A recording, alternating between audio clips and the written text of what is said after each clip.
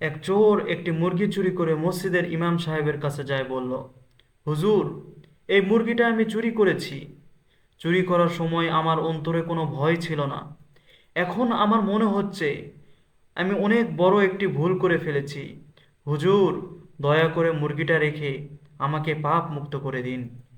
হুজুর বললেন, আরে ভাই, এভাবে তো পাপ মুক্ত হয় না।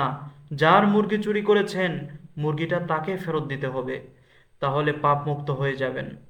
চোর বলল, হুজুর, ফেরত দেওয়ার তো চেষ্টা করলাম, কিন্তু মালিক তো ফেরত নিতে রাজি হচ্ছে না। হুজুর বললেন, তাহলে তো আপনি পাপ মুক্ত হয়েই গেছেন, কারণ আপনি তো মুরগির মালিকের কাছে ফেরত দেওয়ার চেষ্টা করেছেন। তখন মুরগি চোর খুশি মনে বাড়িতে ফিরে গেল। এদিকে হুজুর বাড়িতে ফেরার পর জানতে পারলো ওই চোর অন্য কারো মুরগি চুরি করেনি, বরং ওই হুজুরের নিজের মুরগি চুরি করেছে।